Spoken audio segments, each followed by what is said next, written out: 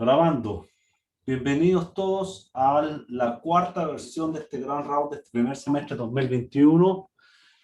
A continuación presenta el grupo 8, quien va a ser presentado este gran round por la alumna interna Elizabeth Cerda. Por favor, adelante, Elizabeth.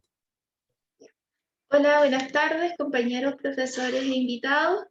Yo voy a presentar el caso número 8 de este gran round.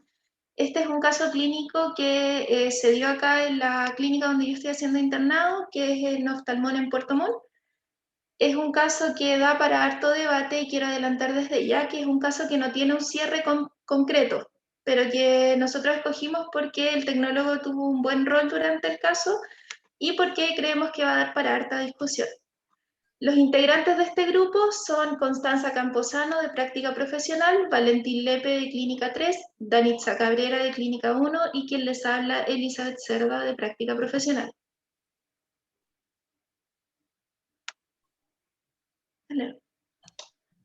Ya, nosotros como expositores declaramos no tener conflicto de interés con el caso que vamos a presentar a continuación. Ya. Bueno, la ficha del paciente parte entonces el día 17 de diciembre del 2020. Este es un paciente de sexo masculino de 50 años, el cual acude a consulta debido a que refiere una disminución de visión en ambos ojos y mencionó además una pérdida de campo visual en ojo derecho. El médico acá anotó que esta pérdida de campo visual era de carácter altitudinal, la cual empezó hace 4 días. El paciente tiene antecedentes de VIH positivo. Y acá al costado tenemos los datos que estaban anotados en la ficha. La agudeza visual con sus lentes del paciente en ambos ojos fue de 0,3. Sin compensación en ojo derecho cuenta de 2 a 2 metros, en ojo izquierdo 0,1.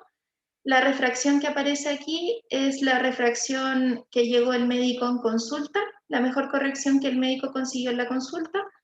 El paciente presentaba motilidad normal, estereopsis normal, convergencia suficiente, biomicroscopía nada especial, y en el fondo de ojo no se pudo observar, según lo que indicaba el médico, debido a una hialosis asteroide 5 veces positiva, lo cual nos hace una idea de qué tan densa pudo haber sido.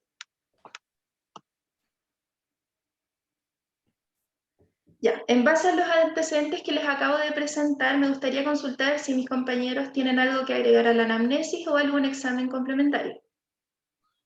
Valeria Yanca.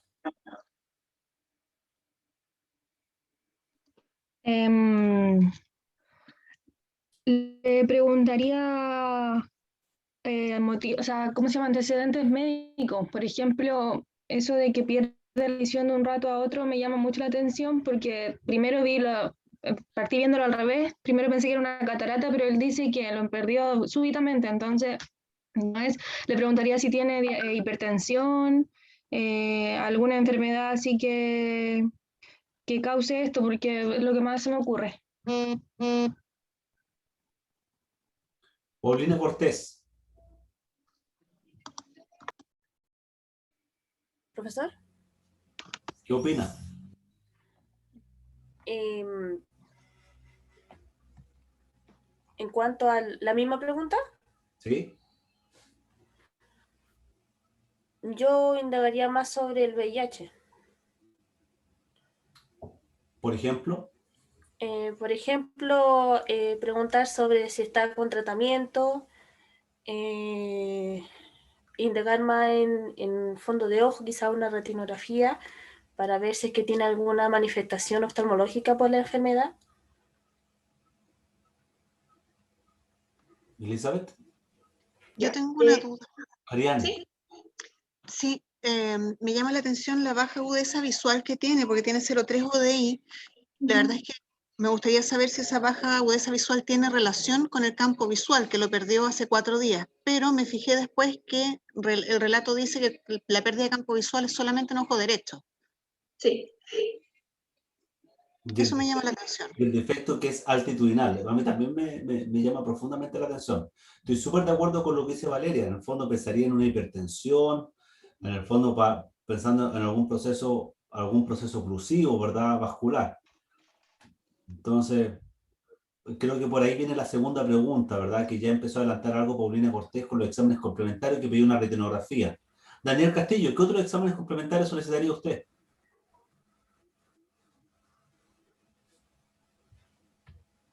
Hola, Hola, ¿se Daniel. escucha? ¿Sí? Ya, pediría la retinografía, Ya. una angiofluo y también un autofluo. ¿Qué quieres buscar? ¿Qué pretendes con cada uno de esos exámenes? ¿Qué quieres buscar en la angiografía? Una angiografía, para ver si hay daño o problema en el flujo sanguíneo.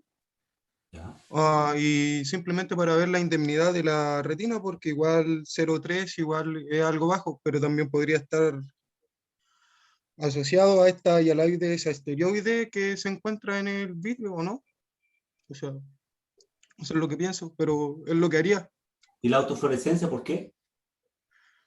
Para ver si tiene, sé que con la autofluo revela otro tipo o patrón de característico de algunas enfermedades, como por ejemplo la uveitis, pero para ver la indemnidad también del EPR y cómo está.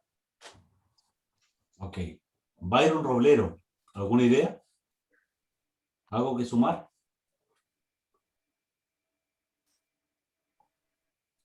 Hola, profe, ¿se escucha? Hola, hola, sí. Eh, Quizá un campo visual o Goldman para constatar ese defecto altitudinal. Ok. No sé, se me ocurre otra cosa. A ver, Valeria. Preguntarle si es que ha estado como bajo situaciones de estrés últimamente, como que pueden haber desencadenado, porque como es solo en un ojo, o no, en ambos ojos, en un ojo puede que tenga una central serosa, no sé si estaba muy estresado. Si es que no tiene más antecedentes como mórbidos. Ok. Elizabeth, continúe. Ya, bueno, acá nosotros anotamos igual que agregaríamos. Nosotros igual partíamos por el uso de fármacos, si la aparición fue súbita o paulatina de la pérdida de agudeza visual, porque el paciente relató la pérdida del campo visual hace 4 días, pero no sabemos hace cuánto que ve mal en cuanto a agudeza visual. También necesitamos saber si está en tratamiento y control por el VIH, para hacernos una idea más o menos en qué estadio está, qué tan avanzado.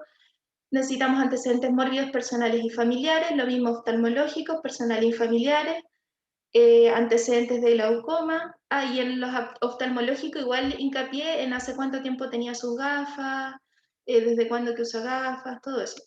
Antecedentes de glaucoma, si es que tuvo algún trauma ocular reciente, sintomatología ocular y sistémica. Nosotros aquí hicimos énfasis en eso porque tenemos un paciente que está con VIH, igual hay que saber si es que hay algún tipo de proceso infeccioso que puede estar ocurriendo. Entonces hay que saber si el paciente ha tenido fiebre últimamente, algún otro malestar. Lo mismo ocular, a nivel ocular, si al paciente le duelen los ojitos, por ejemplo, al mover en cierta posición, si ha tenido metamorfopsias, todo eso hay que preguntarlo, además de la ocupación. Y como exámenes complementarios también se nos ocurrió el campo visual Goldman, por lo mismo para evaluar la indemnidad de la vía visual, algún tipo de proceso vascular y por el tipo de defecto que describió el médico de tipo altitudinal también.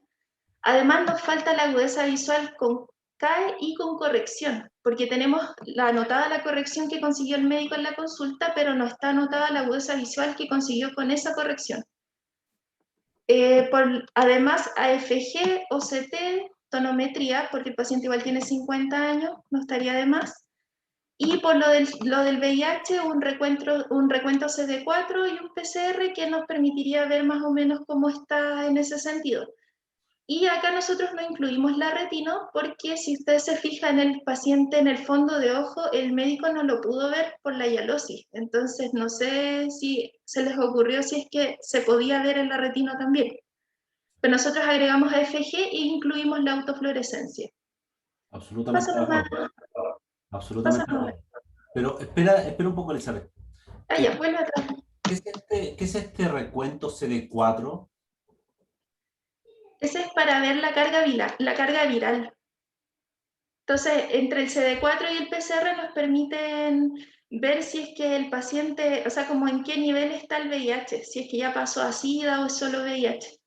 Ok. Eso según lo que nosotros íbamos investigando. Porque ya está... ¿Está por ahí alguna colega de laboratorio?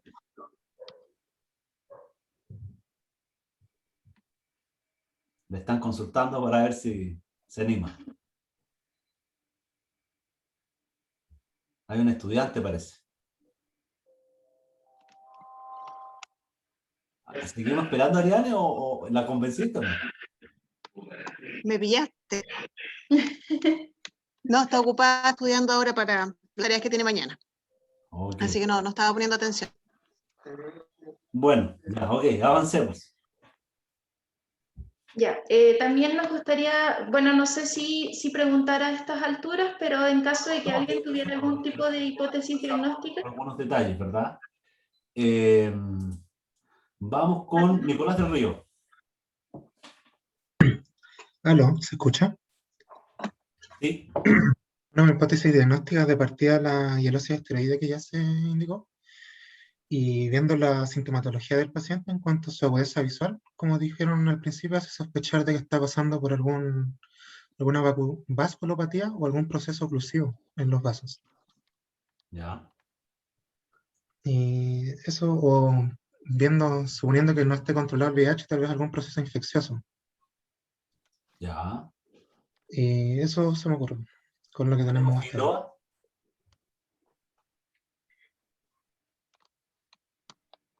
Figueroa. Figueroa. Sí. Hola, profe, ¿me escucha? Sí. Estoy con datos móviles, así que si se me escucha mal. Se escucha súper. Yo confirmo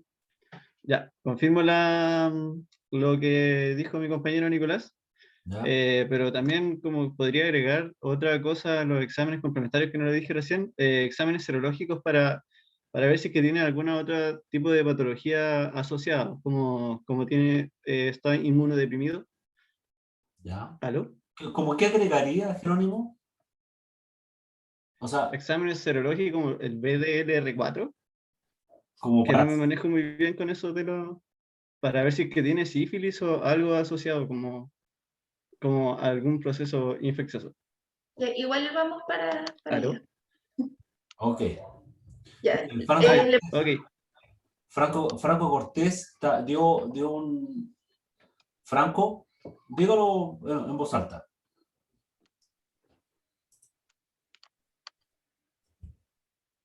¿Me escuchó, profesor? Sí. Ese quizás complementando lo que dice Jerónimo, algo para el citomegalovirus, que es súper frecuente en personas con VIH. Ok. Bien, adelante, Elizabeth. ya. Acá nosotros vamos a guiarnos por la sospecha diagnóstica que tenía el médico, porque me gustaría relatar el caso tal cual como se dio. Ok. En este caso, el médico que lo recibió sospechó de un desprendimiento de retina. Él nos explicó que era por el carácter altitudinal del defecto y porque fue en un corto plazo. Y el médico, debido a la hialosis que el paciente presentaba, él creyó que retinografía y OCT no iban a funcionar y él solicitó una ecografía ocular. Valentina, perfecto. Valentina Soriano, Dígame. ¿sabes algo de ecografía en pacientes con hialosis asteroide? No solamente lo que se ha visto en la exploración con oftalmoscopía o con lámpara de hendidura, pero se ve el vitrio que no deja pasar mucho, no se podría ver en un examen con luz, sino que con sonido debería ser como el más adecuado. Bien, adelante, Elizabeth. Por si mis compañeros no saben, voy a dar una descripción rápida de una ecografía. En este caso, la descripción del médico fue cristalino normoecogénico o de densidad normal, cavidad vítrea heterogénea debido a la presencia de elementos hiperecogénicos, que en este caso son los elementos de la hialosis. El paciente tenía, según médico, retina aplicada y sombra de nervio óptico normal. Entonces, además de la hialosis, el médico no encontró ningún otro hallazgo en la ecografía. Eso fue en ambos ojos. Elizabeth, ¿esta es la imagen de ecografía del paciente? No, es una de referencia, eso iba a comentar. Acá en el centro no tenemos archivos digitales, es todo en papel aún. Y las ecografías no quedan registradas, entonces conseguimos una lo más similar posible al paciente para poder mostrarla como referencia. Ok. Mira, déjeme comentarle algo respecto a la hialosis asteroide, ¿ya? En ecografía es clásico encontrar una banda hipoecogénica entre los elementos hiperecogénicos y la retina. Siempre, ¿ven esta banda? Voy a tratar de, ¿cómo era que dibujaba? Ay, aquí, anotar, no. En opciones, aprieta el lápiz. Sí, ahí donde dice anotar. Ahí ¿ven mi mouse ahí? Sí. No. ¿No? Sí, sí, yo lo veo. Miren, fíjense aquí, toda esta banda hipoecogénica, ¿ya? De hecho, aquí... No, tal vez no es No se ve, no se profe. ve. Ese No, es el mouse de la Eli. Ya. No, el de Valentín, es el mouse de la Ah, bueno, eso. Aquí voy, mira. ¿Ven todo este espacio? Esto es clásico en pacientes con hialosis asteroide. Hay otro que es la síntesis centellante, que efectivamente ocurre una adherencia entre los cuerpos hiperecogénicos y la retina. Pero particularmente en la hialosis asteroide existe esta banda hipoecogénica por el cual se hace el diagnóstico diferencial con ecografía respecto de síntesis centellante respecto de lo que es la hialosis asteroide. Por otra parte, los cuerpos se mantienen siempre flotando, al contrario de la síntesis centellante, a lo cual tienden a depositar en el cuerpo vítreo, ¿ya? Bueno, esta ecografía yo sé que es una imagen de referencia, pero recordemos que siempre una buena ecografía debiese tener la imagen del nervio óptico. Aparentemente este es un corte transversal, porque me imagino que esta es la sombra del nervio óptico, ¿ya? Pero podría ser que no, puede ser que el nervio óptico esté por acá, si fuese un corte longitudinal, ¿ya? Lo otro, el cristalino no está, por lo tanto no sabemos exactamente qué tipo de corte es, ¿ya? Así que siempre en una buena ecografía tiene que estar el cristalino, el nervio óptico, definir si es un corte longitudinal o transversal, y particularmente en ecografía, importante visualizar cómo es el comportamiento, cómo es la oscilación. Este es un estudio dinámico, por lo tanto, con la sonda puesta, le digo al paciente que mueve el ojo y veo cómo se desplazan los cuerpos hiperecogénicos dentro del cuerpo vítreo. Si estos se mantienen flotando, señal de hialosis asteroide. Si depositan, síntesis centellante. Si tiene la banda hipoecogénica, hialosis asteroide. Si mantienen unión, síntesis centellante. ¿De acuerdo? ¿Cómo? Clear. Ya, profe, si puede ver eso. Ahí, listo. Para la anotación. Sí, Ya, posterior a esta ecografía ocular se realizó en el sector de exámenes de acá de tecnología médica. Estaba el médico en compañía del tecnólogo encargado de acá, el cual le sugiere al médico hacer una autofluorescencia. Y el médico autoriza esta autofluorescencia, se habla con el paciente para realizar la dilatación, y el paciente acepta, por lo cual se adjunta ahora la retinografía y fotografía de autofluorescencia de este paciente. Ya, acá está la retinografía para los compañeros que querían revisar el fondo de ojo, no sé si alcanzan a ver algo.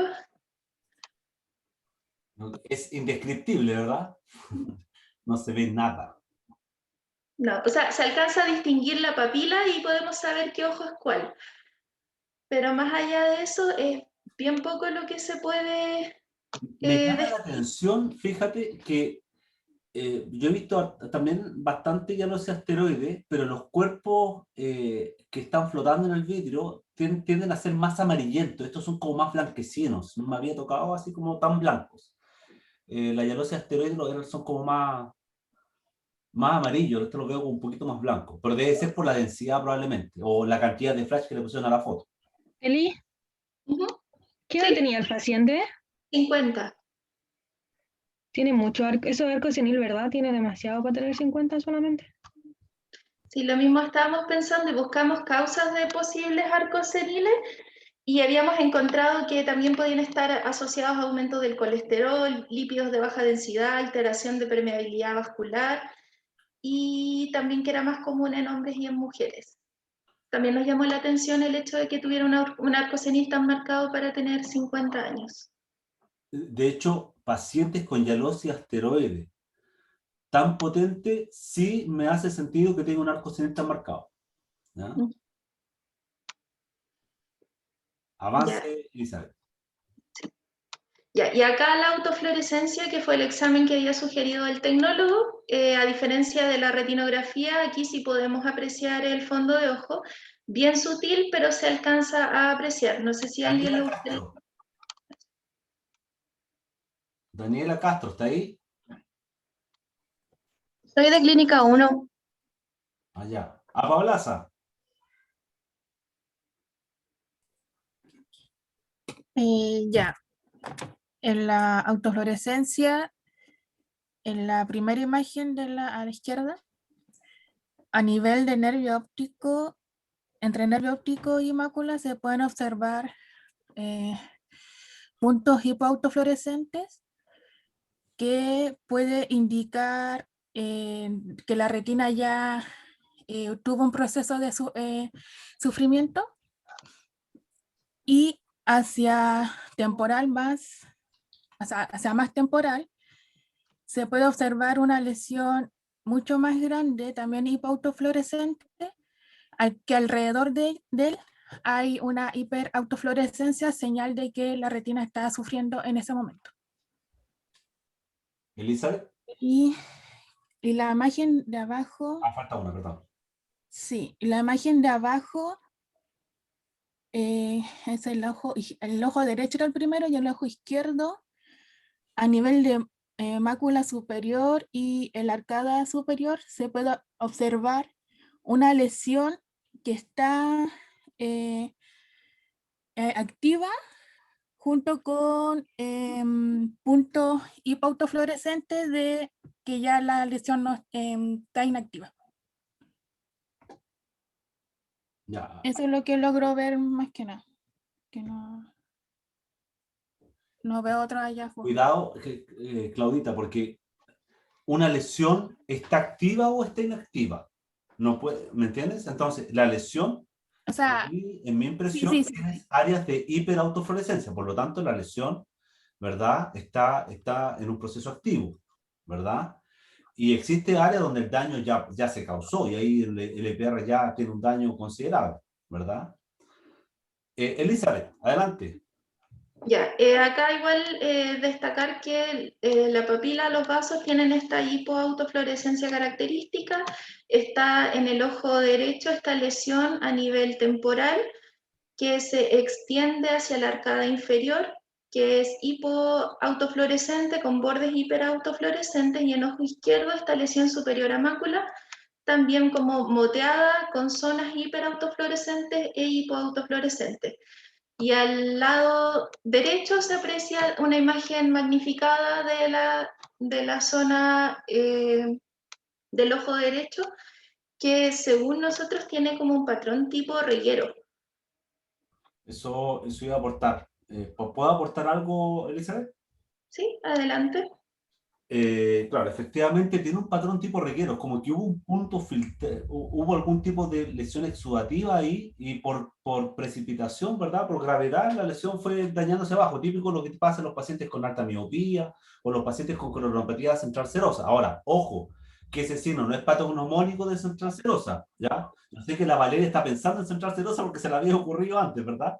Pero ojo, que también puede estar presente en otro tipo de patología. Ahora, otro detalle es que nosotros sabemos que el nervio óptico es hipoautofluorescente, ¿verdad? El tema es que eso tiene un determinado margen, eventualmente es súper notorio el margen que existe de hipoautofluorescencia alrededor del nervio óptico. El tema es que aquí ese margen está sumamente difuso, por lo tanto, por esta imagen yo puedo sospechar de la presencia de un edema de papila, ¿ya?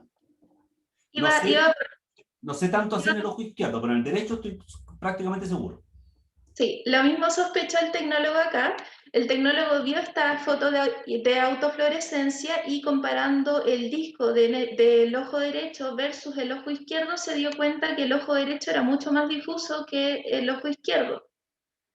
Además, como mencionaba el profesor, sí, esta lesión tipo reguero puede estar hablando de algún tipo de proceso exudativo que se haya llevado anteriormente. Lo otro, Elizabeth, ¿sí? Tiene relación con la clínica, porque si te fijas, donde perdió campo visual es en el ojo derecho. Sí. Así que también hace sentido. Sí, y por esta razón, por los hallazgos encontrados acá en la autofluorescencia, es que el tecnólogo además aprovecha de pasar rápidamente al paciente por OCT y adjunta este line, que vamos a mostrar a continuación.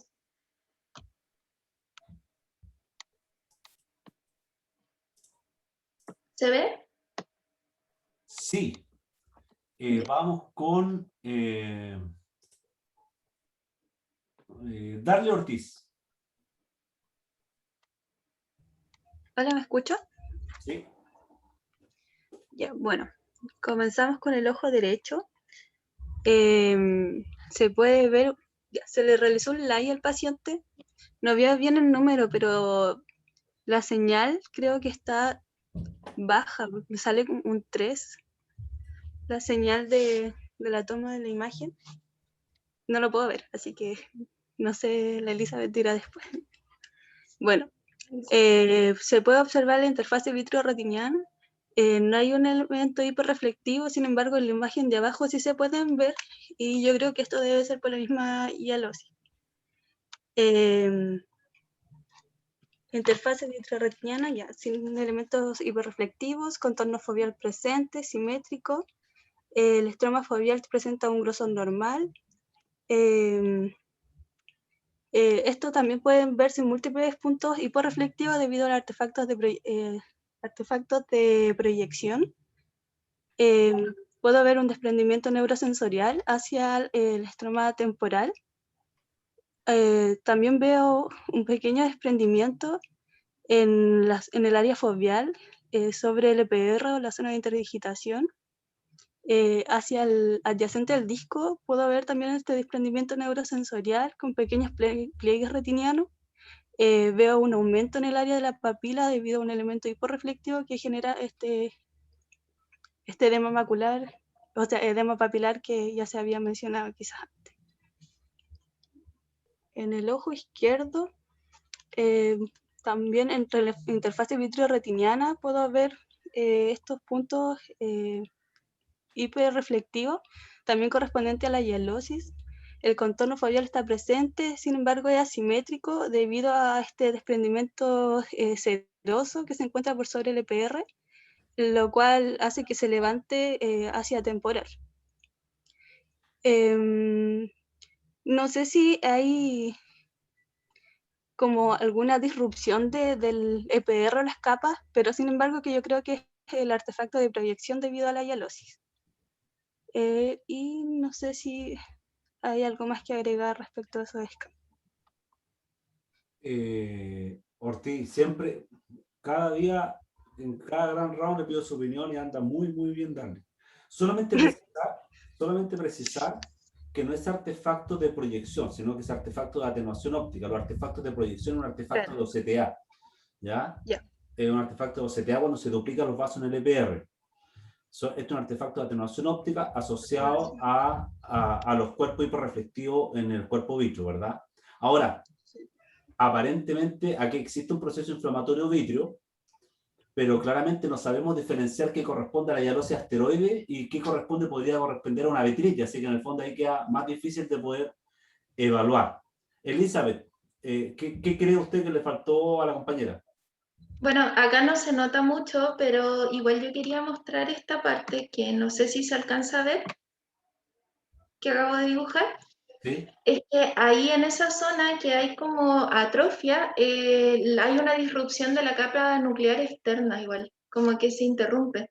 Entonces podríamos decir tal vez que en esta zona de atrofia, la atrofia ha sido como bastante, como que ya está más avanzada, que ya está agarrando las capas más internas de la retina, Es que por decirlo así. es consecuente con lo que vimos en la hipoautofluo. Eso estaba hipoautofluorescente, por lo tanto la retina externa ahí murió. De hecho, no veo prácticamente la retina externa, veo la plexiforme externa y luego está el espacio. Sí. No existen fotorreceptores, no sé si se logran ver los demás compañeros, ¿verdad? Me llama la atención también, sobre todo en el ojo izquierdo, esta irregularidad del EPR. El EPR veo que las capas de alta reflectividad como que no se logra diferenciar cuál es cuál. Logro ver la membrana limitante externa, pero no logro diferenciar bien entre EPR, elipsoide. Existe cierta pérdida de diferenciación de las capas de la retina externa, por lo menos en la imagen en el ojo izquierdo. ¿Ah?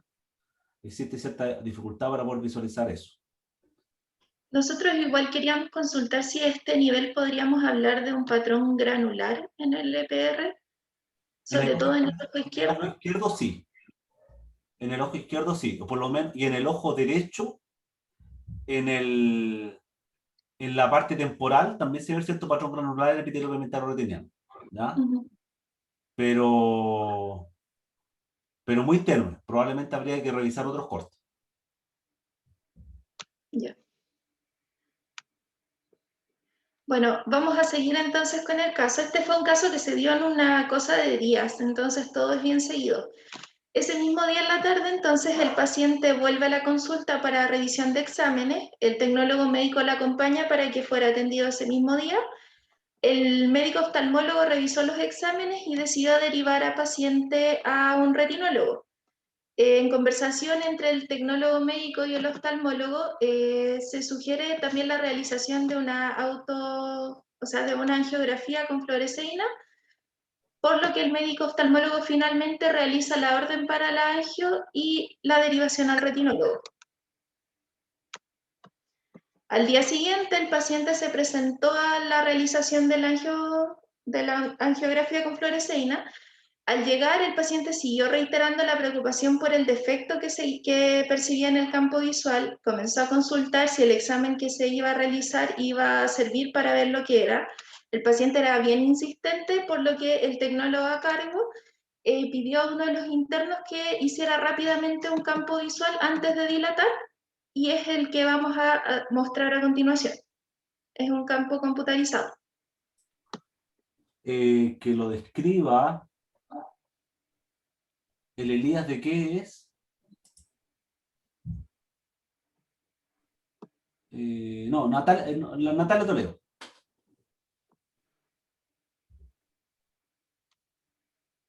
Natalia.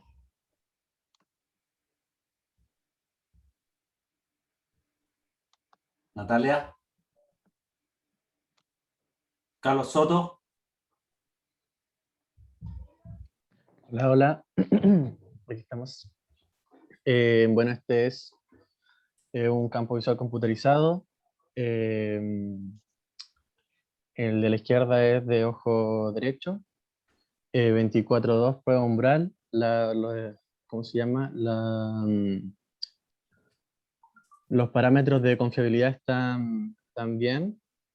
La duración del examen está bien. Y bueno, aquí en la desviación total se observa que hay alteración en gran parte del campo visual, que al ajustarse en la desviación modelo, se observan que predominan hacia la zona más inferior y que se continúa hacia superior por nasal. Así como no sé cómo explicarlo. Desde la mancha ciega hacia inferior y después se continúa hacia la zona nasal. Bueno, en el PHG está fuera de los límites normales, el BFI no logro ver el porcentaje. Están acá. 81, ¿o no? Ahí están. Chuta, está viendo ya. 81, está, lo normal es que sea 100, pero tiene un campo visual funcional. El DM está fuera de los parámetros normales y el DSM también. Bueno, el ojo izquierdo, los parámetros de confiabilidad, bueno, la pérdida de fijación está fuera de los parámetros normales. Los falsos positivos están dentro, los falsos negativos, no recuerdo cuánto tenía que ser los falsos negativos, pero dentro del 15%, si no me equivoco, están bien. La duración está bien. Bueno, en la desviación total se observan diferentes puntos en el campo visual que están alterados con respecto a en comparación con una base de datos, múltiples puntos, y que después con la desviación modelos eso se ajusta y se ve como una diferencia significativa con respecto a la desviación total, en donde se observan menos puntos alterados en el campo visual.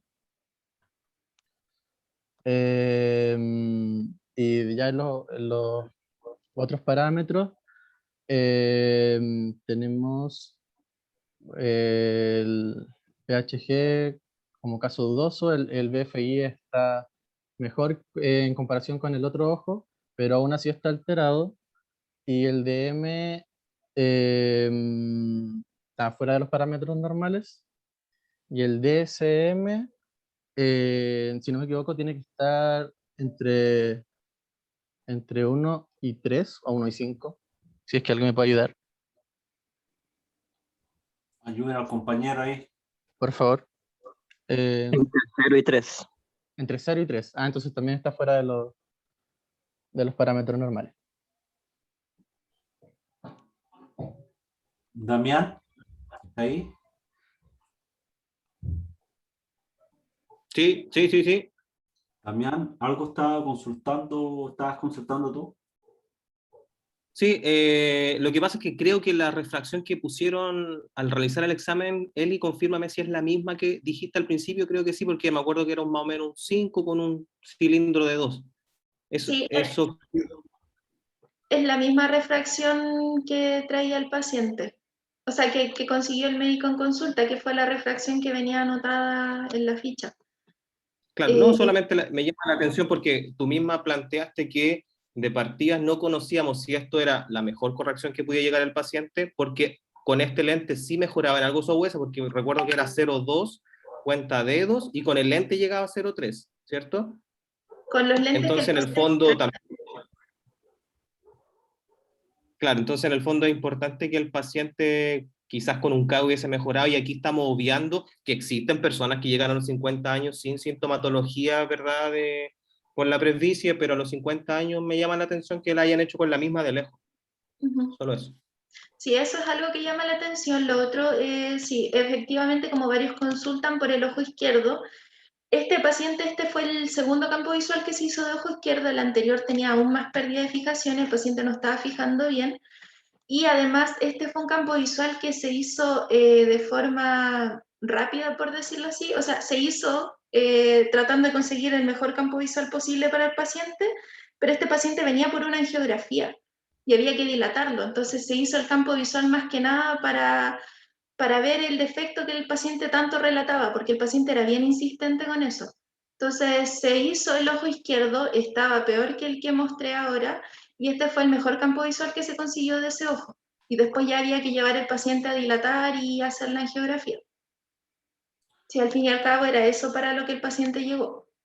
En mi opinión, yo creo que efectivamente el campo visual de ambos ojos es bastante concordante con los defectos que estamos viendo en la retina, ¿verdad?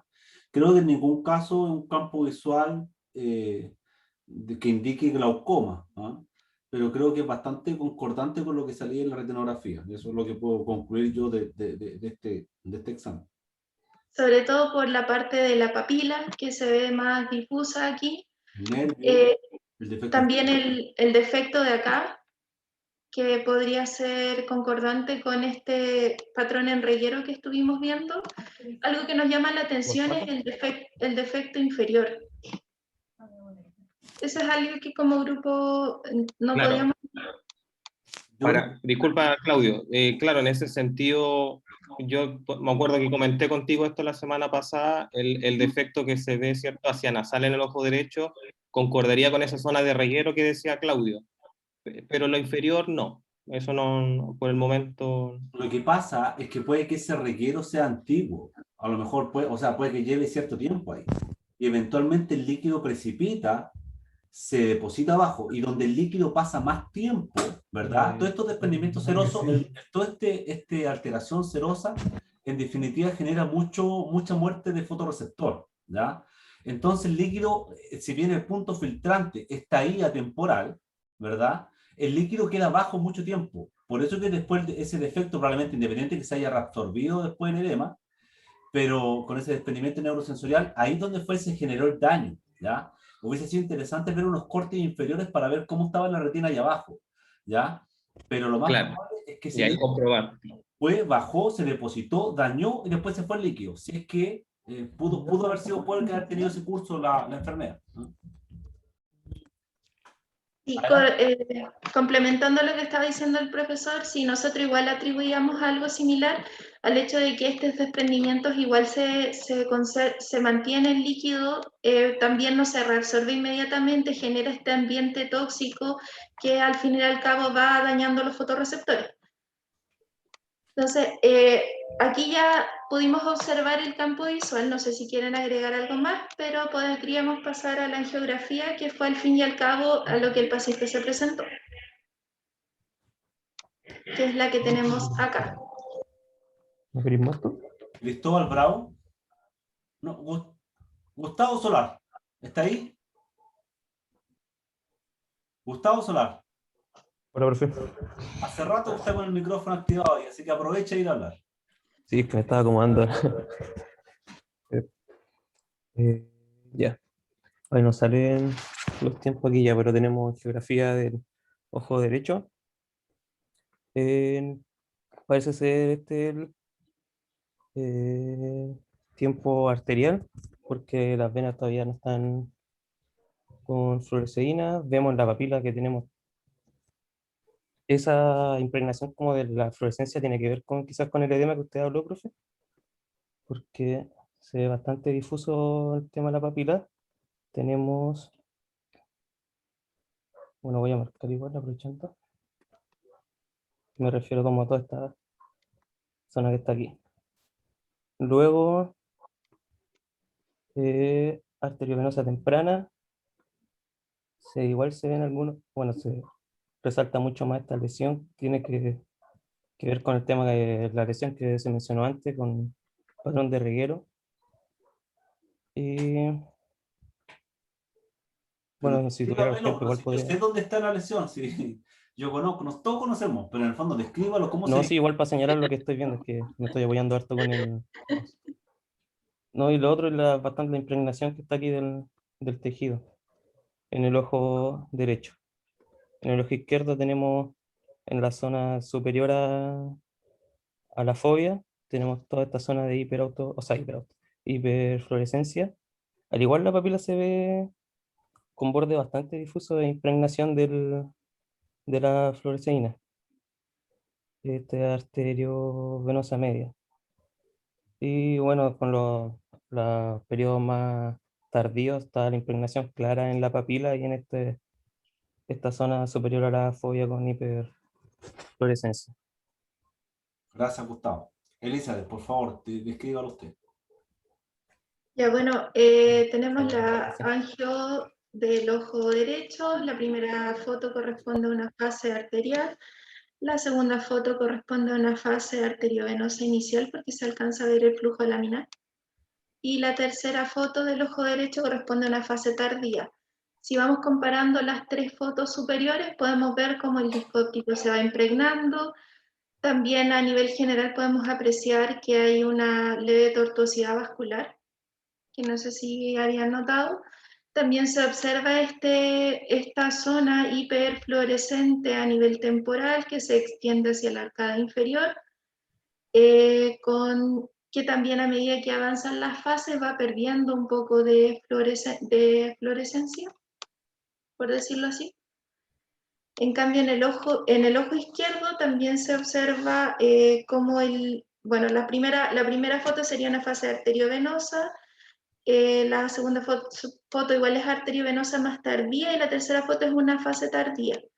Ahí, comparando las tres fotografías, también se puede apreciar la impregnación de fluorescencia a nivel del disco y en la lesión macular superior, que se conserva en todas las fases. Y algo más que se destaca acá, que no sé si se alcanza a ver, es que aquí abajito, estoy dibujando, hay lo que parece como otro pequeño patrón tipo reguero. que no sé si se nota mucho. Sí, sí. Sí, es algo que no se, o sea, se nota en la autofluorescencia, pero no era tan evidente como ahora en la angiografía. ¿Sacaron fotografías? ¿De esa zona? O sea, de toda la periferia de la retina. Sí, sí, habían fotografías de la periferia, pero el problema es que el paciente no cooperó muy bien, entonces las fotografías se notan, pero no se ven tan bien que las centrales. Entonces preferimos colocar las centrales, no habían hallazgos significativos en las periféricas. ¿El paciente era complicado de evaluar? ¿Cómo era su personalidad? El paciente venía a las consultas pidiendo como respuestas inmediatas. Le exigió muchas cosas, era como muy nervioso y también como muy acelerado paciente. Entonces él como que él llegó nervioso a la angio y también tuvo un poco de síntomas, por eso tampoco se alcanzó a conseguir muchas fases más tempranas en el ojo izquierdo, el paciente se mareó, el paciente tampoco cooperaba muy bien en cuanto a las posiciones de mirada, movía muy rápido el ojito, como que no dejaba que tomara las fotos rápido, entonces era un paciente medio complicado en general. Detalle importante, ¿no? Tengo una duda. De hecho, después van a saber qué tan complicado era el paciente. Petersen. Sí, mi duda era si el paciente en algún momento de estos exámenes refirió dolor al mover los ojos, ¿no? No. Esa era mi duda. Adelante, Lizeth. Ya, cambia nomás, Valentín. Ya, ese mismo día entonces el paciente se había presentado en la mañana para hacerse la angiografía y en la tarde el paciente fue a la consulta con el retinólogo. De aquí en adelante tenemos los datos de la ficha del retinólogo principalmente. Acá entonces el motivo de consulta que el retinólogo anotó fue paciente se presenta para revisión de exámenes, derivado por oftalmólogo, relata que hace 5 días presenta defecto en el campo visual inferior ojo derecho. Acá reiterar que la mayor molestia del paciente seguía siendo esto de la pérdida del campo visual inferior en ojo derecho. Era lo que él más insistía. El retinólogo tomó agudeza visual con los lentes que traía el paciente, dio 0,2 en ambos ojos, también vio microscopía, colocó nada especial y fondo de ojo, dificultad de examen por hialosis asteroide muy positiva y papiledema positivo en ojo derecho. ¿Cambia, Valentín? Acá me gustaría, si en base a todos los exámenes que hemos mostrado, ¿cuál es la hipótesis diagnóstica que alguien tuviera? Petersen.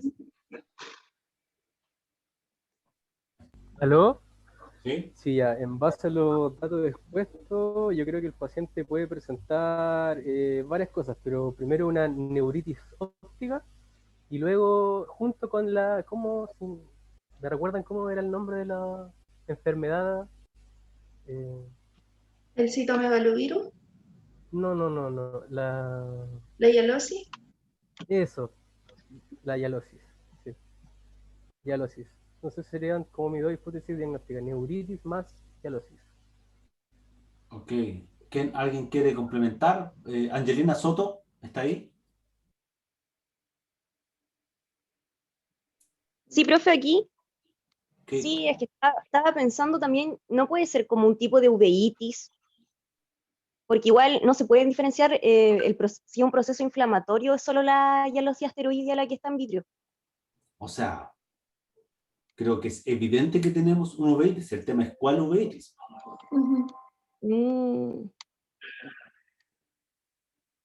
¿Verdad? Leilín Ramos.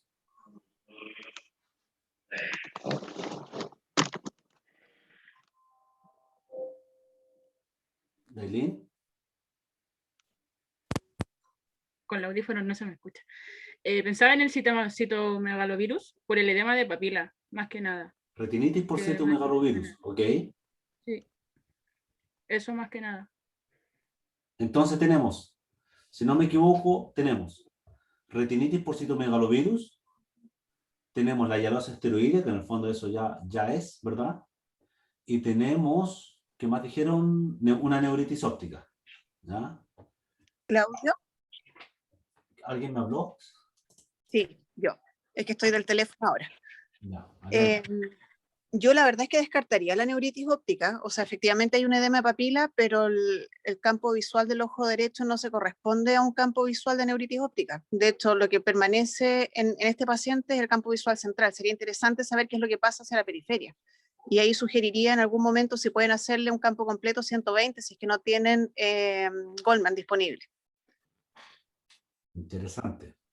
Muchas gracias. ¿Puedo inspirar yo en un campo visual de una neuritis óptica, Ariane?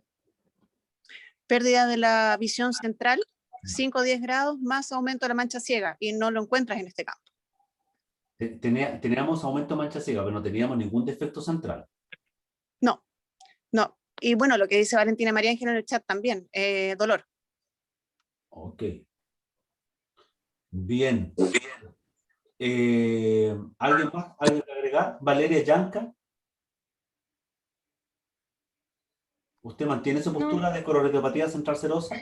No, definitivamente no. Puede, por ese reguero, no se me ocurre nada más que lo que han dicho. ¿Sabes qué, Valeria? Yo pienso también que tiene central serosa. ¿Cuánto te bajaste?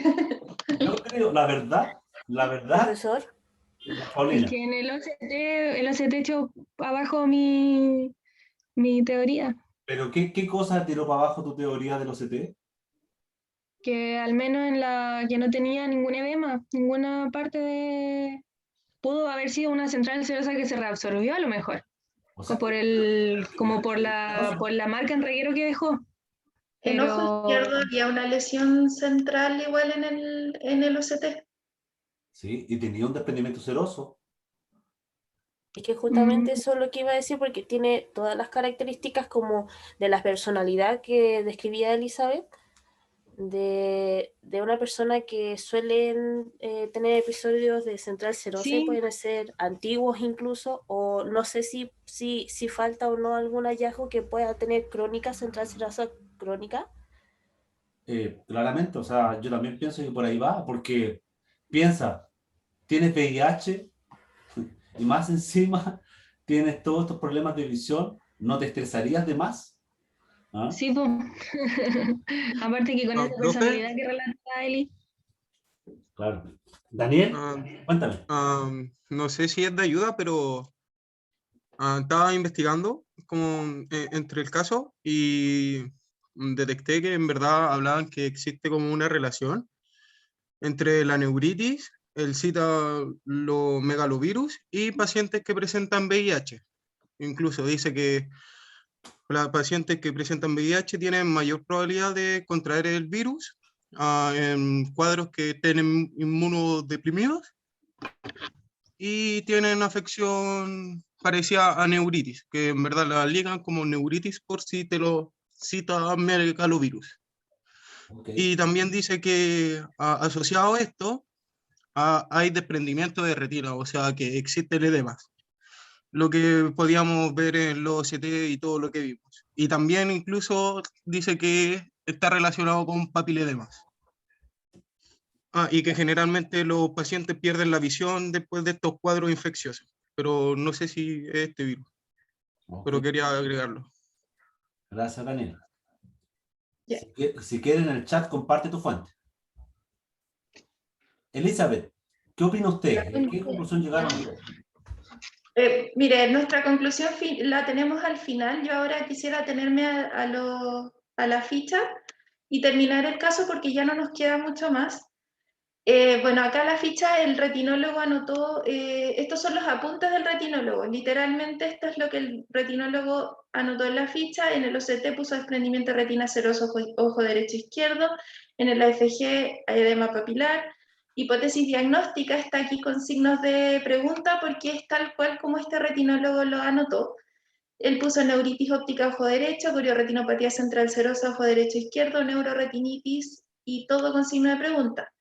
Este retinólogo vio los exámenes del paciente y no supo cómo diagnosticar y decidió derivar a una neurooftalmóloga. El paciente se alteró muchísimo en la consulta.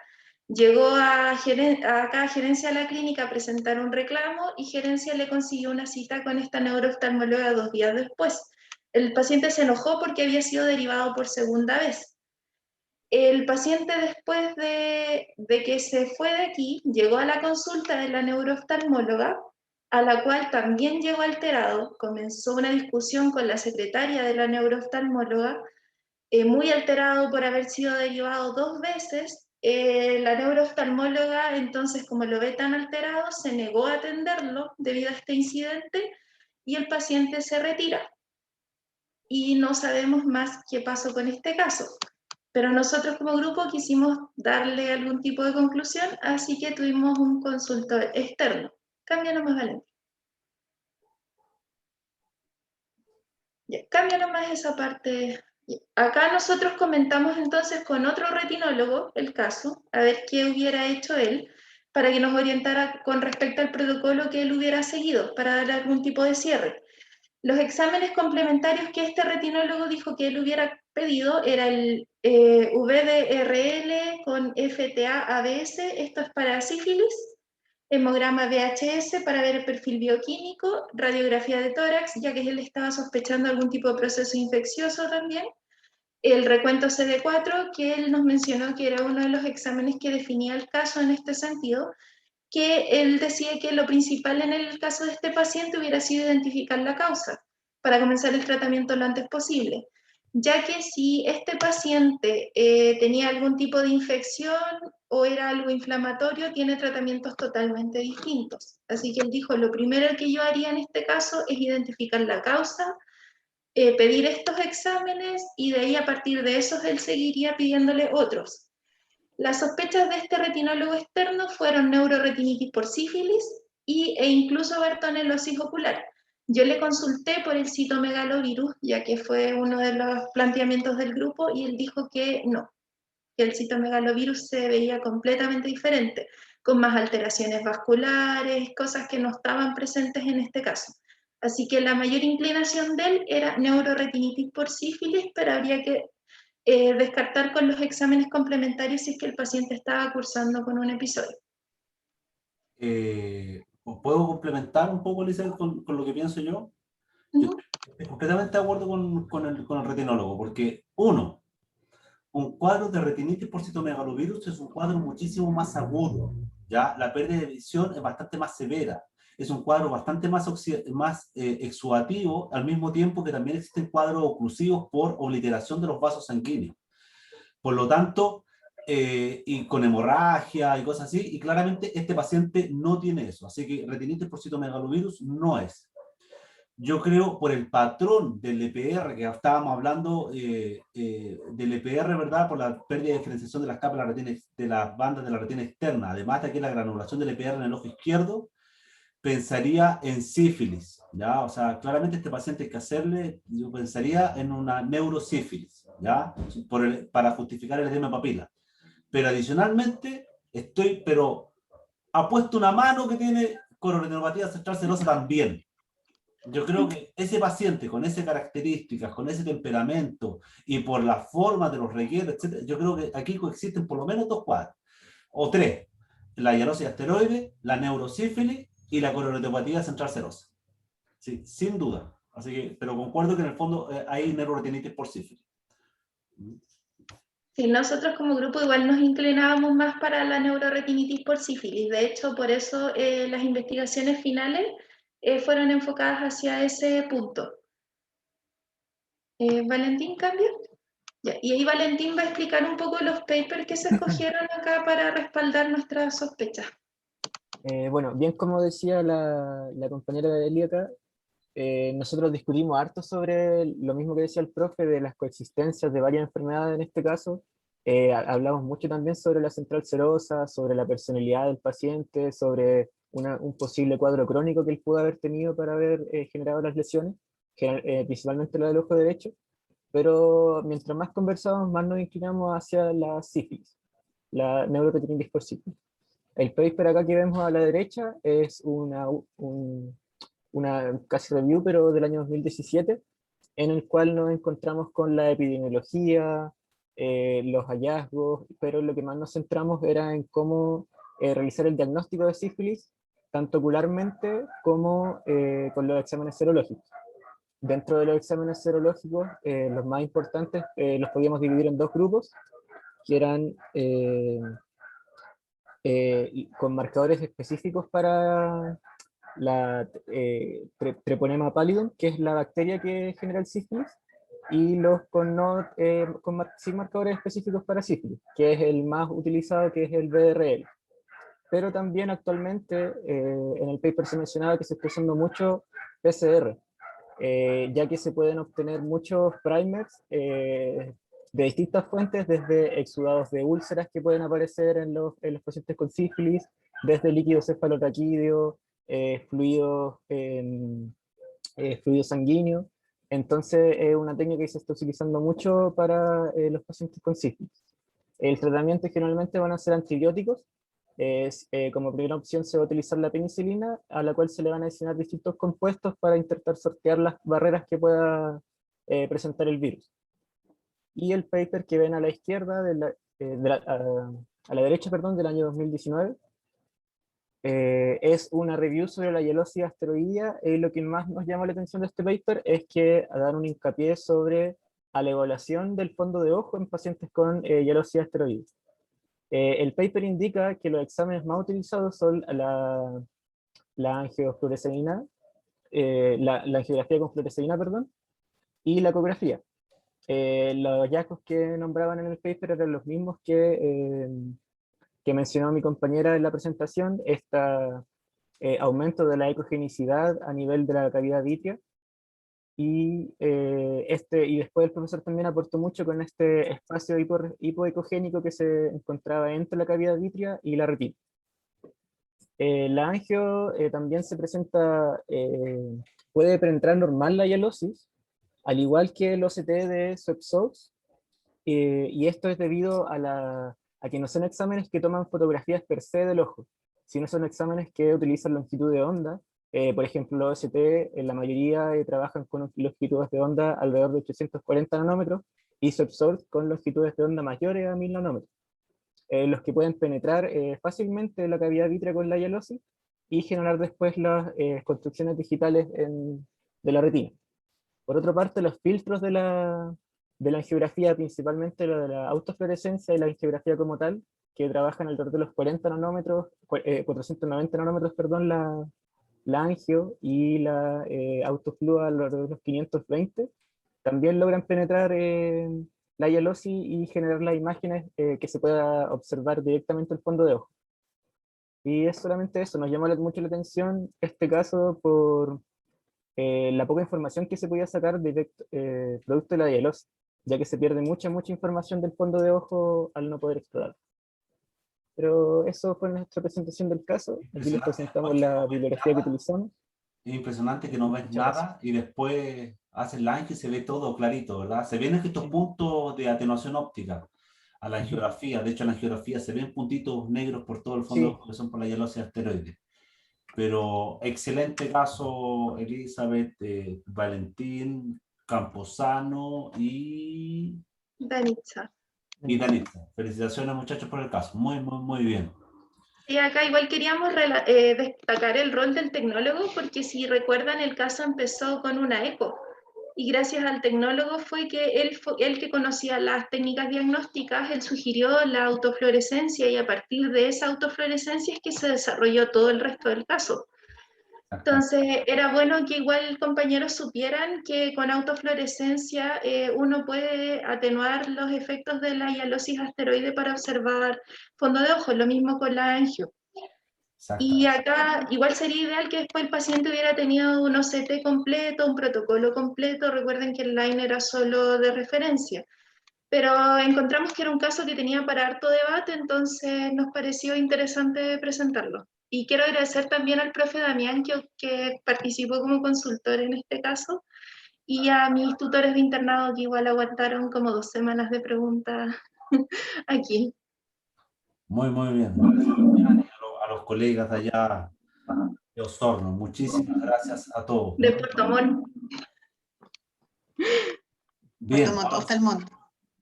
Eso, Puerto Montt, profe. Puerto Montt, Puerto Montt. Vamos, muchachos, con el siguiente gran round. Hola, buenas, ¿se escucha? Se escucha bien.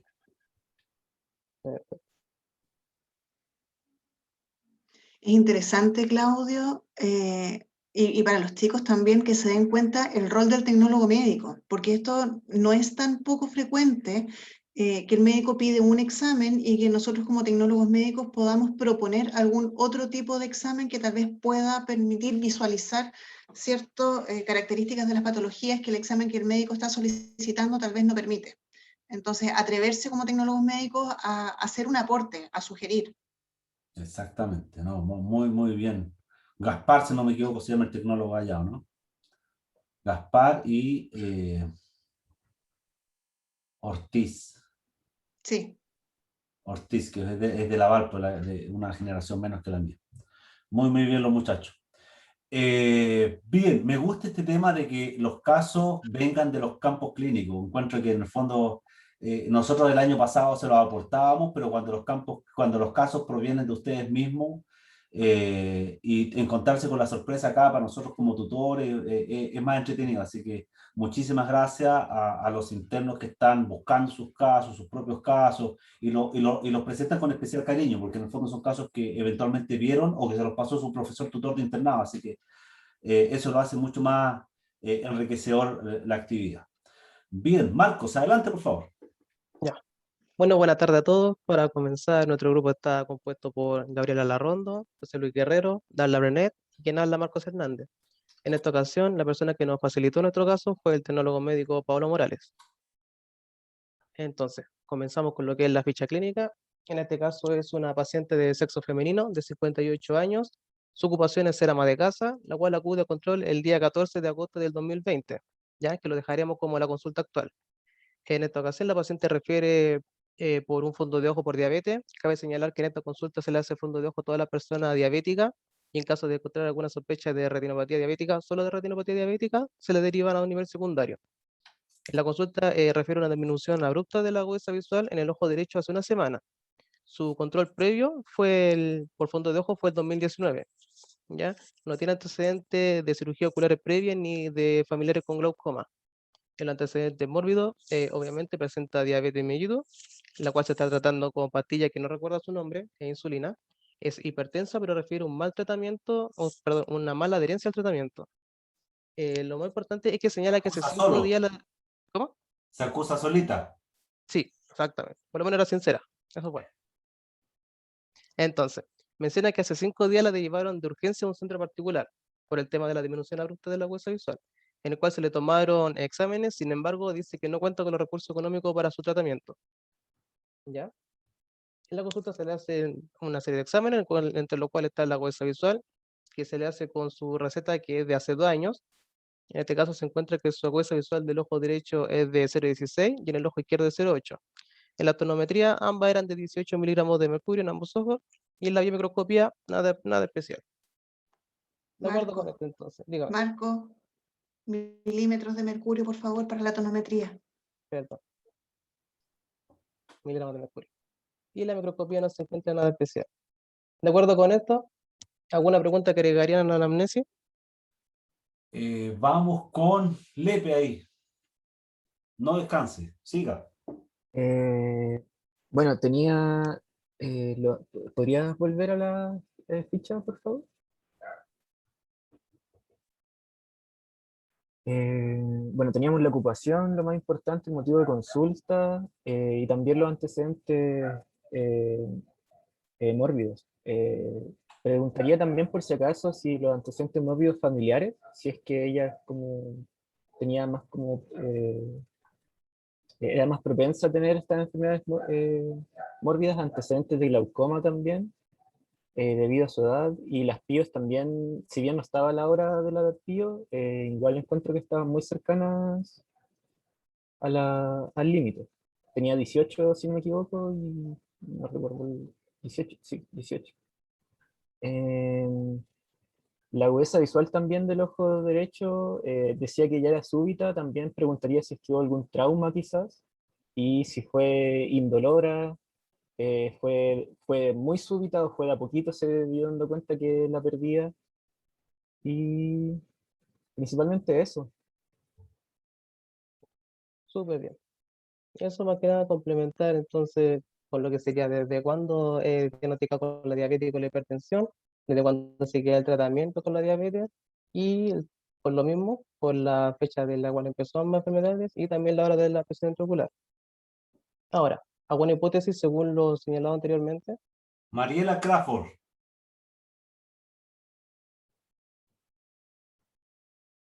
Mariela Crawford.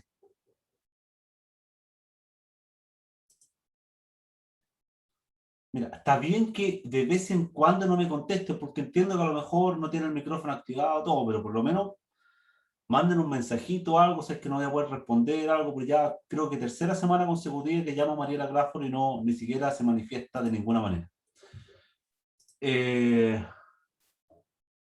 Benjamín Campos, por favor. Hola. Hola, hola. Bueno, debido a la pérdida súbita de agudeza visual y dado que tiene antecedentes de diabetes e hipertensión, yo pensaría en un problema oclusivo que que le está causando lo que escribí anteriormente, la pérdida súbita, que es lo que más me imagino lo tiene preocupado. Ok. José Guerrero, ¿quiere complementar? No, estaba respondiendo a un compañero. Pero por eso, complemente. Es que estoy con el caso, profe.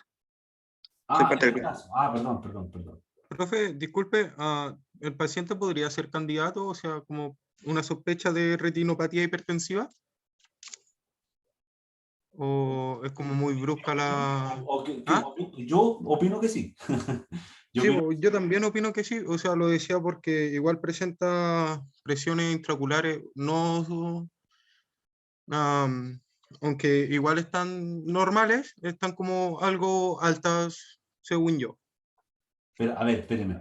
¿Me está hablando de retinopatía hipertensiva o No, pues, además de eso, yo sospecharía por una retinopatía hipertensiva porque como la paciente describe, no se la controla muy bien, y además que como presente diabetes mellitus, es como un problema sistémico que tiene que ver con la indemnidad de los vasos, que podría tal vez ¿Por qué me, ser como espérame, promotor a este. me interesa que podamos aclarar esto? ¿Por qué me habló de la presión ocular? O sea, era como por parte de mi sospecha por aumento de presión como sistémica. ¿Y que el aumento de la presión sistémica provoca el aumento de la presión ocular? Sí, pero una mantenida. Ariane, por favor. A ver, lo que pasa es que todavía no se ha encontrado una correlación directa entre la hipertensión arterial y el glaucoma, ¿ya? Sin embargo, me imagino que Daniel va por el lado del aumento de la presión venosa epiescleral y eso sí efectivamente podría dificultar el flujo de humor acuoso y por tanto aumentar la presión intraocular. Me parece un poco rebuscada la propuesta, pero O sea, ¿sí? en verdad proponía eso, pero por el mantenimiento de una presión intravenosa o sistémica elevada, pero continua. Claro, eso en el fondo sería un factor de riesgo de glaucoma, pero recordar que el glaucoma, a menos de que sea un glaucoma agudo, no va a generar pérdidas bruscas de visión. De hecho, lo único que está realmente comprobado en la asociación de la hipertensión, de la presión arterial con la presión ocular, son los pacientes con glaucoma normotenso, los cuales sufren habitualmente de episodios de baja de presión arterial, por lo cual disminuye el drenaje, la perfusión. La perfusión, ¿verdad?, asociada a este glaucoma normotenso. Pero asociaciones con la hipertensión arterial y el glaucoma todavía no hay nada concreto. Así que en el fondo creo que es medio complicado por ahí. Marcos, por favor, denos su hipótesis diagnóstica. Bueno, de hecho están bastante bien los chicos que mencionaron recién. Entonces, entre las opciones se podría encontrar una retinopatía hipertensiva, sobre todo por lo que ella misma queja de que tiene un mal adherencia al tratamiento. Y también por el tema de la pérdida bruta, también podría ser una oclusión retiniana. De acuerdo a esto, digamos. ¿Y la retinopatía diabética no? También puede ser, pero según por la hipótesis, solo por los datos que nos da de que mantiene una buena adherencia al tratamiento, decidimos seleccionar solo esto. Pero paciente diabético, siempre tenemos que poner hipótesis de diagnóstico de retinopatía diabética, por defecto. ¿Ya? Sí. Yo me gustaría hacer un alcance, porque en el fondo el paciente refiere una mala adherencia a su tratamiento para la hipertensión. Eso también podría hacerte referencia a la adherencia a los otros tratamientos. Entonces, ojo ahí. O sea, no me controlo tanto la hipertensión, pero me controlo súper bien la diabetes. Eso es raro. O sea, normalmente el paciente o tiene una buena conducta y adherencia a sus tratamientos en general, o en general tiene una mala conducta de adherencia al tratamiento. Así yo también lo dejaría ahí. Claro, tal vez usa las pastillas, pero come torta todos los días. O sea, ojo con eso. Pero vamos bien, estos son pacientes clásicos, así que me gusta, Sí. vamos. Bueno, de acuerdo a esta sospecha, ¿algunos exámenes que solicitarían? Vamos con Paula Cuevas. Hola, buenas, ¿se escucha? ¿Sí? Ya, de acuerdo a las hipótesis diagnósticas, una retinografía para observar el fondo de ojo si hay alteraciones vasculares o alguna manifestación de la retinopatía hipertensiva o diabética también. Una angiografía con fluoresceína también para visualizar la dinámica vascular de la retina en el caso de que sea una oclusión. Y se me ocurre también un OCT en caso de que la oclusión, para distinguir más o menos qué tipo de oclusión es, si es edematosa o es isquémica. Podría ser. Ok. Muy bien. Como mencionaba, entonces se solicitaría una retinografía, un OCT y una angiofluoresceína. En este caso tenemos la fortuna de que la paciente llegó con los exámenes que se le habían hecho los días previos. En este caso fue el OCT del 9 de agosto, 5 días anteriores a la consulta actual. Y se obtuvo este OCT del ojo derecho. Valentina Pérez.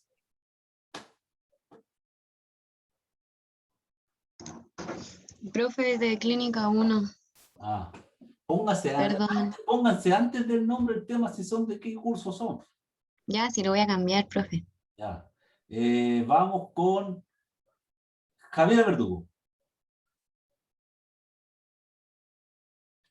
Javiera, Hola, aquí estoy. vamos. Ya. Ojo derecho. Tenemos el raster que pasa por mácula. Podemos ver múltiples espacios quísticos en la capa, le digo al tiro. Entre la capa plexiforme externa y la nuclear externa. También en la capa nuclear interna hay múltiples puntos más diminutos hiporreflectivos. No se distingue las capas hiperreflectivas de la retina externa.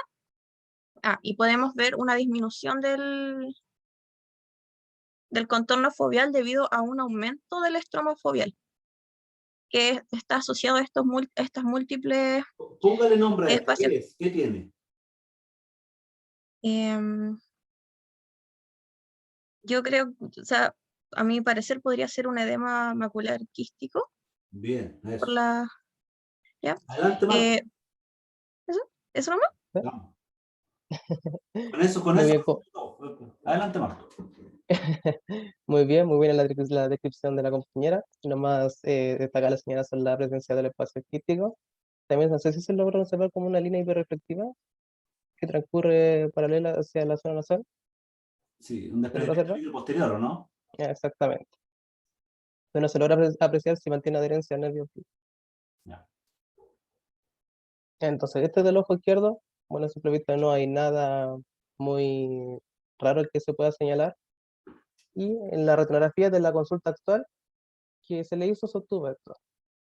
Bien, vamos con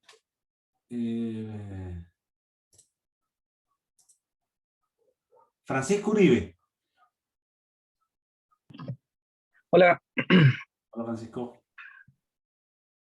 Bueno, tenemos una retinografía de ojo derecho de 50 grados, después está ampliada logra apreciar una leve tortuosidad de vasos. Además, bueno, claro, hay una clara oclusión venosa al parecer de la rama inferior. La papila, lo que se alcanza a ver, sus bordes se ven bien definidos, su color y aspecto también. Y la fotografía, la tercera fotografía hacia la derecha, de la derecha, que es hacia nasal, se ven múltiples puntos hemorrágicos y tortuosidad en los vasos. Y eso es lo que logro apreciar. Súper bien, como mencionaba el compañero, se presentan múltiples hemorragias que transcurren en paralelo a la rama temporal inferior, también exudo algodonoso, hemorragia que compromete el área macular. Y por lo menos cuando mencionamos el tema de las presiones, que muchos hablan del tema de un posible glaucoma, según las presiones y la hora del día, a menos no se observa un aumento de la cavación aparente. Y en el ojo izquierdo no hay mucho más que señalar, igual que en el OCT, se presenta como una forma normal, según hallazgo significativo. Entonces, de acuerdo a esto, ¿algún diagnóstico final? Vamos con... déjame buscar aquí, se me acaban los nombres. Fabián Rojas.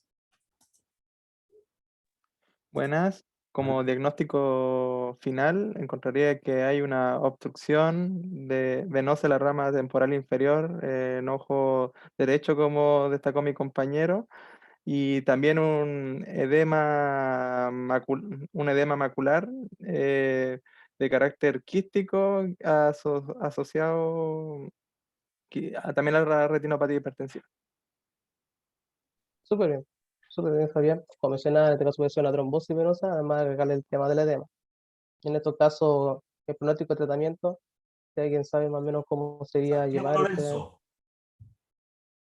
Sí, profe. ¿Qué cosa? Profe. Pronóstico tratamiento. Ya, primero que nada sería que el paciente hablar con él y aparte que tiene que seguir el tratamiento que tiene la hipertensión, que él decía que no se adhirió porque no le gustó simplemente, y consignar eso igual en la ficha para que después el médico le busque un tratamiento más adecuado. Para que tenga una adherencia a este. ¿Y su pronóstico? Si se sigue el tratamiento, yo creo que sería un buen pronóstico. ¿Ya? De acuerdo al pronóstico, en este caso, por el tema del edema, se podría tratar el edema, pero el pronóstico en caso de oclusiones suele ser malo por la gran pérdida química que suele haber. ¿Ya? En cuanto al tratamiento, entonces, como mencionaba, tratar el tema de la hipertensión para futuros cuadros vasculares. En caso de futuro cuadro de neovascularización, se trata con anti-VEGF, fotocoagulación y lo principal que es la educación. Educar al paciente sobre la importancia de esto y el valor de los medicamentos, así como también su alimentación y posible ejercicio. ¿Ya? Creo que aquí es Entonces, relevante ¿cómo? hacer una angiografía. ¿Por qué? Porque de ahí va el pronóstico, muchachos, ¿ya? Porque eventualmente tenemos que analizar si la naturaleza de este cuadro oclusivo es edematoso o es isquémico. Si es isquémico, el pronóstico es malo y eventualmente la conducta médica es totalmente diferente, porque ahí hay que aplicar panfotocoagulación, hay que hacer anti-VEGF, ¿verdad? Para tratar de evitar la neovascularización y la liberación de este factor de crecimiento endotelial para tratar de evitar después un posible glaucoma neovascular, ¿ya? Así que hay que ser... Ahora, si tiene característica edematosa, ¿verdad? Y la angiografía nos va a poder decir eso, eventualmente no sería necesario tanto tratamiento y en ese caso el pronóstico es bastante bueno porque después que baja la inflamación ese paciente, la hemorragia se reabsorben y ese paciente vuelve a ver, ¿ya? Entonces por eso el tratamiento va a depender un poco de lo que veamos en la angiografía ocular o CT angiography, pero en el fondo sabemos que no es tan accesible a todo el mundo, pero una angiografía aquí es sumamente relevante en este paciente para poder evaluar cuál va a ser la conducta médica y poder decirle al paciente cuál va a ser el pronóstico, ¿ya? Marcos. Super. En cuanto a los papers, elegimos algunos que eran como simples pero interesantes, como por ejemplo este que se usaron grupos de ratones para evaluar qué tan efectivo es la inhalación de gas hidrógeno para aliviar el tema del edema retiniano, y así como también mejorar la función retinal. Entonces se separaron en dos grupos, en un grupo se le puso los ratones por 30 días al gas hidrógeno, y al final lo que se obtuvo es que de cierta manera alivia el tema del edema, lo cual se asocia a una disminución de la expresión del factor de crecimiento vascular endotelial.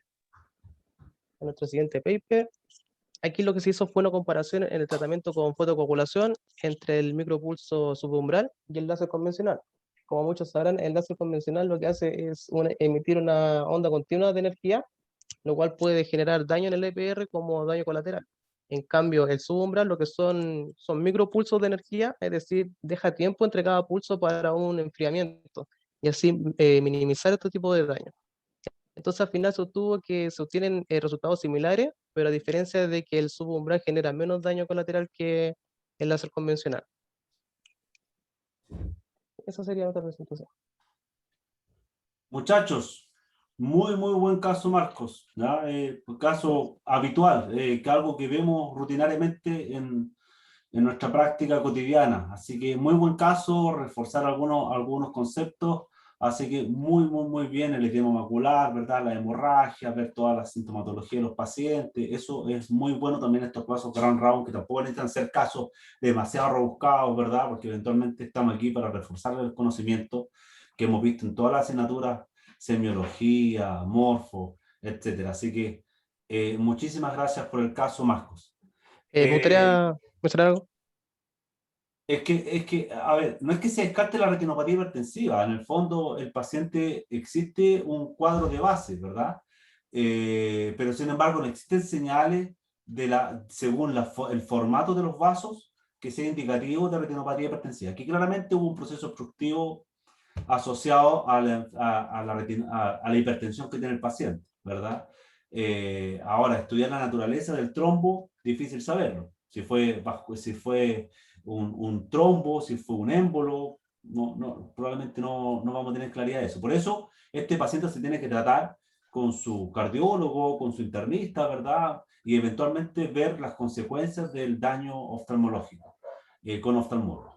Muchachos, muchísimas gracias. Ya es tarde. Nos vemos en la próxima semana. Chao, chao. Chau. Chao, profe. Chao, te bien.